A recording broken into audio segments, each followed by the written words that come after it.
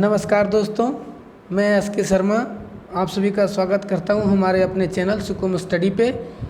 तो आज कुछ जीके और जीएस के महत्वपूर्ण 20 प्रश्न लेके आया हूं आप लोगों के लिए। और तो चलिए देखते हैं उन प्रश्नों को, और उनके साथ हम ऑप्शंस को भी जानने की कोशिश करेंगे। तो चलिए शुरू करते हैं। शुरू करने से पहले हमारे चैनल को लाइक एंड सब्सक्राइब जरूर करें और अपने दोस्तों से शेयर करें। चलिए तो शुरू करते हैं। हमारा पहला प्रश्न है कि गदर 1857 गदर के समय भारत का जनरल कौन था? तो ये इसमें कौन था? Right answer Lord Canning. Lord Canning के बारे में जान लेते हैं। लॉर्ड कैनिंग 1856 से लेकर 1862 तक ये इनका शासनकाल रहा। उसके बाद ये भारत के प्रथम वायसराय भी रहे। उसके बाद 1857 की क्रांति हुई, इन्हीं के शासनकाल में हुई। 1858 में इन्होंने एक एक्ट पारित किया जिसका नाम क्या था? पार्लियामेंट्री एक्ट था। बढ़ते हैं दूसरे ऑप्शन की ओर। दूसरा ऑप्शन है हमारा नील आर्मस्ट्रिंग।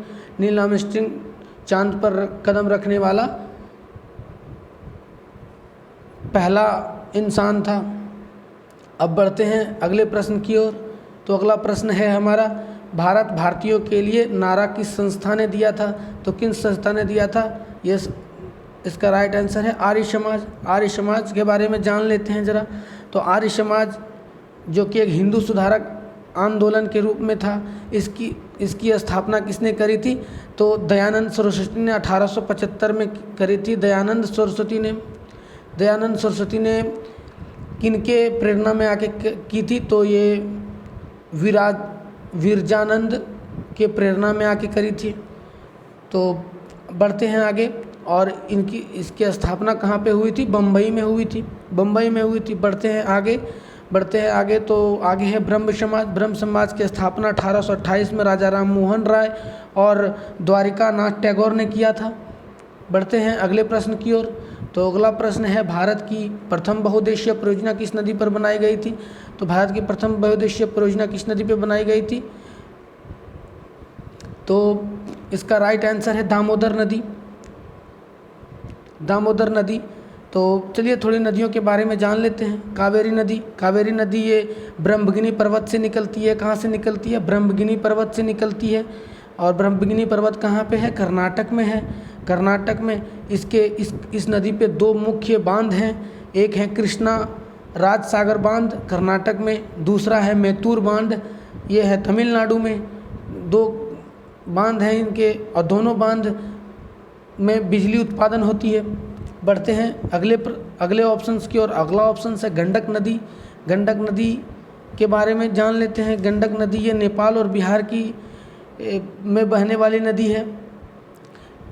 गंडक परियोजना दो राज्यों से मिलके बना है, एक बिहार और एक उत्तर प्रदेश। अगले प्रश्न की ओर बढ़ते हैं। अगला प्रश्न है हमारा, अगले ऑप्शंस की ओर बढ़ते हैं। अगला ऑप्शन है हमारा दामोदर घाटी। दामोदर को बंगाल की शोक भी कहा जाता है। पश्चिम बंगाल और झारखंड में बहने वाली ये नदी है। छोटा नागपुर के पठार से ये नदी निकलती है। कहाँ से निकलती है? छोटा नागपुर के पठार से। और इसे बंगाल का शोक भी कहा जाता है। परियोजना है दामोदर घाटी परियोजना, इसमें भी बिजली उत्पादन होता है। दामोदर घाटी परियोजना में बिजली उत्पादन होता है। बढ़ते हैं यमुना नदी की ओर। यमुना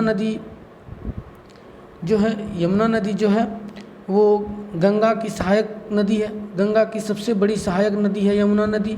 ये कहाँ आके मिलती है? यूपी में प्रयागराज में आके मिलती है। यमुना निकलती कहाँ से है? यमुनोत्री से निकलती है। बढ़ते हैं आगे अगले प्रश्न की ओर। तो हमारा अगला प्रश्न है भारत में स्थापित प्रथम परमाणु षड्यंत्र कौन सा है? तो प्रथम परमाणु षड्यंत्र कौन सा है? तारापुर जो है प्रथम परमाणु षड्यंत्र है। ये कहाँ पे है? ये स्थित है महाराष्ट्र में। और यहाँ पे नाभिकीय रिएक्टर द्वारा बिजली उत्पादन होती है। बढ़ते हैं अगले प्रश्न की ओर। अगला प्रश्न है हमारा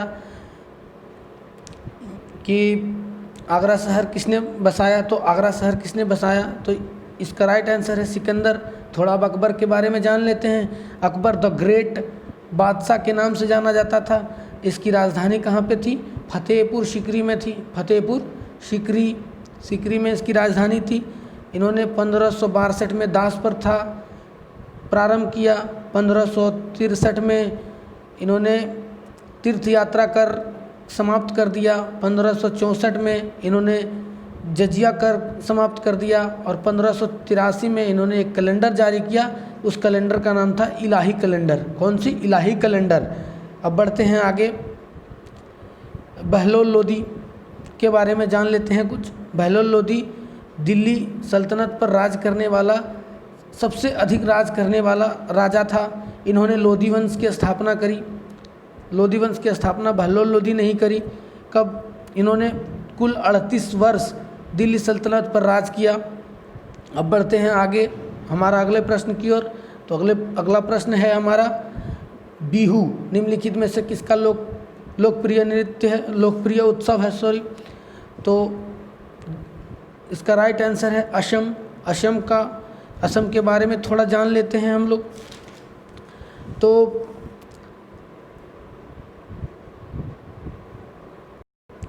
असम की भाषा जो है वो बोडो है।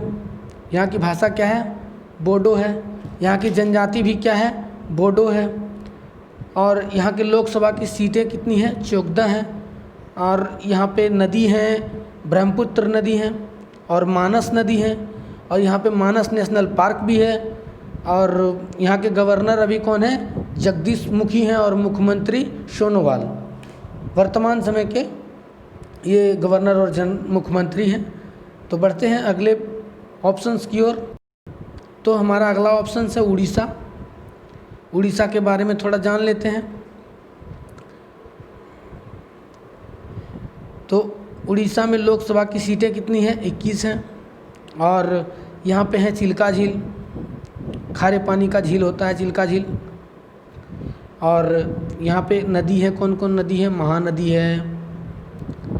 महानदी है, ब्रह्मणी नदी हैं, 2 नदी हैं, महत्वपूर्ण 2 नदियाँ हैं। छोटी छोटी और भी नदियाँ हैं। और यहाँ पे त्यौहार होता है एक, पुरी की रथ यात्रा यहाँ का प्रमुख त्यौहार है।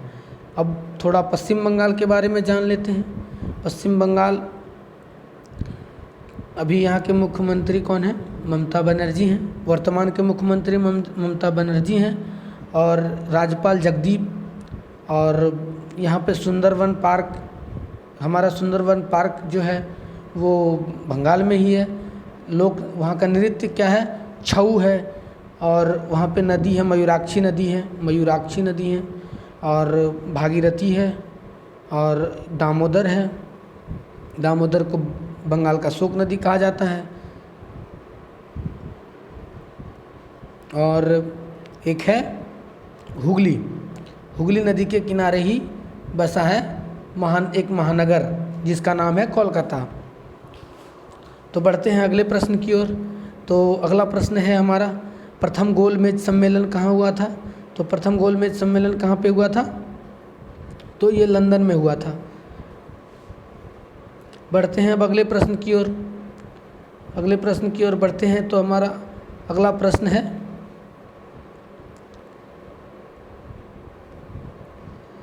अगला प्रश्न ये रहा हमारा, देश का लौह पुरुष किसे कहा जाता है? तो ये किसे कहा जाता है? तो ये सरदार वल्लभ भाई पटेल को कहा जाता है। किसको कहा जाता है? सरदार वल्लभ भाई पटेल को कहा जाता है। तो थोड़ा जान लेते हैं महात्मा गांधी के बारे में। महात्मा गांधी 30 जनवरी को नाथूराम गोडसे ने इनकी हत्या कर दी गोली मारकर। ये द्वितीय गोलमेज सम्मेलन 1931 में एकमात्र गोलमेज सम्मेलन में शामिल हुआ था। किसमें? द्वितीय में। और ये एक बार कांग्रेस के अध्यक्ष भी रहे हैं। कौन से अधिवेशन में? ये बेलगाम अधिवेशन 1924 में, बेलगांव अधिवेशन 1924 में अध्यक्ष भी रहे हैं ये। अब इनके आंदोलन के बारे में थोड़ा जान लेते हैं। खेड़ा आंदोलन है। खेड़ा आंदोलन 1918, 1917 में चंपारण आंदोलन, 1919 में खिलाफत आंदोलन, 1919 में और कुछ हुआ था, क्या हुआ था ये आप हमें कमेंट बॉक्स में ज़रूर बताएं क्या क्या हुआ था 1919 में। और 1920 में असहयोग आंदोलन, 1930 में इन्होंने डांडी मार्च निकाली थी 12 मार्च 1930 को इन्होंने डांडी मार्च निकाली थी 12 मार्च 1930 को। कहाँ से? डांडी से लेकर गुजरात तक का ये सफ़र था।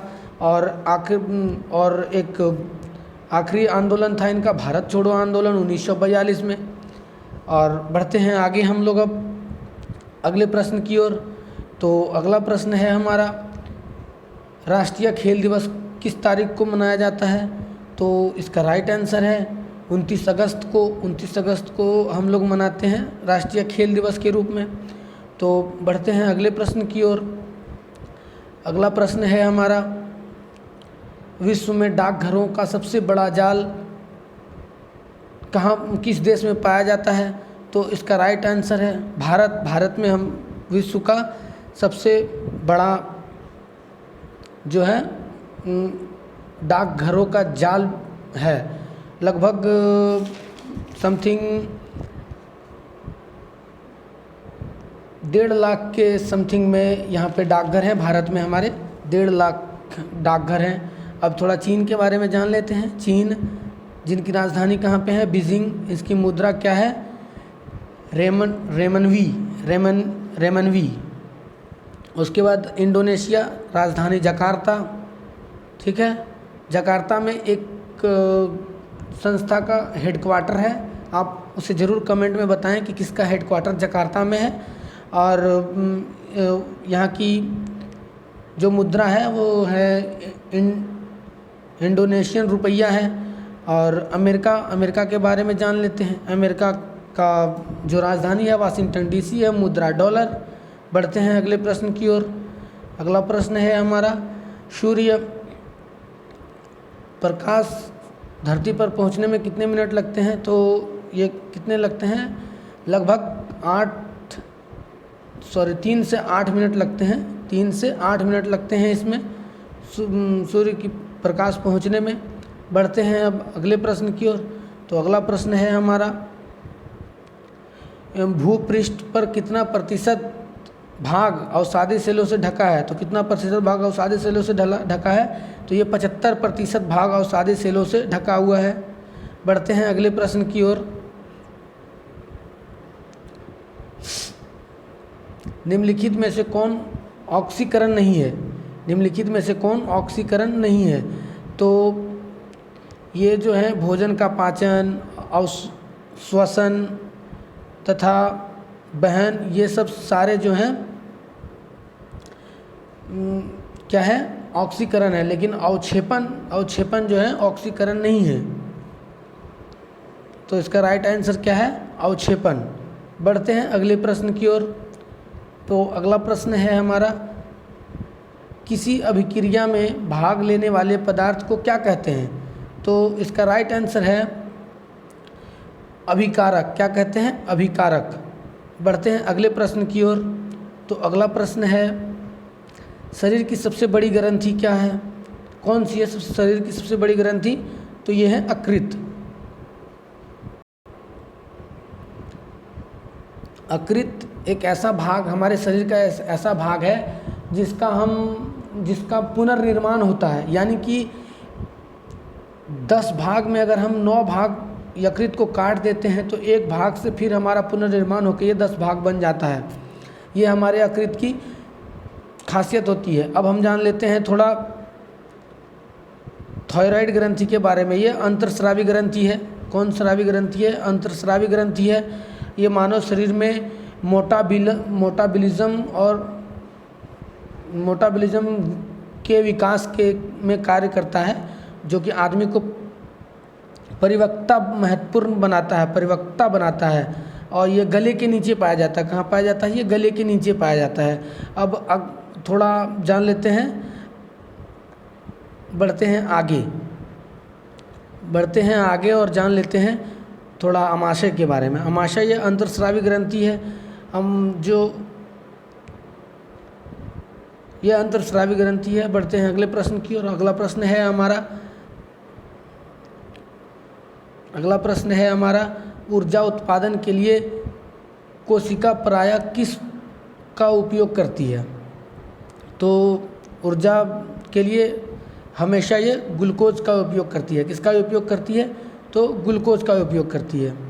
ग्लूकोज कैसे बनता है? तो ये ग्लाइकोजन से बनता है ग्लूकोज। और जान लेते हैं थोड़ा इनके बारे में। वसा, जो कि हमारे शरीर को सबसे ज़्यादा देर तक एनर्जी प्रदान करती है वसा। कार्बोहाइड्रेट हमें तुरंत एनर्जी प्रदान करती है, पर वसा जो हमें बहुत ज़्यादा देर तक हमें एनर्जी प्रदान कर सकती है। सुक्रोज, जो कि गन्ने से, चीनी से प्राप्त होता है। अब बढ़ते हैं अगले प्रश्न की ओर। अगला प्रश्न है हमारा, देशांतरों की संख्या बताएं। तो देशांतरों की कितनी संख्या है? यह है 360। और अक्षांश कितने हैं? अक्षांश हैं टोटल 180।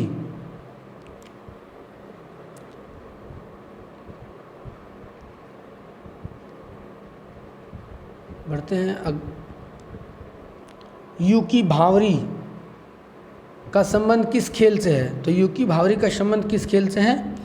तो इसका राइट आंसर होगा टेनिस। किससे है? टेनिस से संबंधित है। और एक टेनिस के एक प्लेयर हैं लिएंडर पेस, भारत के एक प्लेयर हैं लिएंडर पेस, जो कि 7 बार ओलंपिक में भारत का प्रतिनिधित्व किया है। इन्होंने कुछ ही दिन पहले बताया है इन्होंने कि ये अगले साल संन्यास ले लेंगे, लिएंडर पेस। अब बढ़ते हैं हम लोग अगले प्रश्न की ओर। अगला प्रश्न है हमारा, अर्जुन पुरस्कार कब प्रारंभ हुआ था? तो कब प्रारंभ हुआ था अर्जुन पुरस्कार? ये 1961 में हुआ था अर्जुन पुरस्कार प्रारंभ। तो बढ़ते हैं अब आगे हम। तो यहाँ क्वेश्चन समाप्त होता है, आज का क्वेश्चन समाप्त होता है। और तो हमें बताएं हमारा क्वेश्चन कैसा लगा और हमारे वीडियो कैसे लगते हैं आपको। हमारे वीडियो में अगर कोई गलती है तो हमें बताएं, ताकि हम उसका सुधार कर सकें। और हमारे चैनल को लाइक एंड सब्सक्राइब ज़रूर करें, ताकि इससे हमें मोटिवेशन मिले और हम और अच्छे से वीडियो बनाएं। Thank you.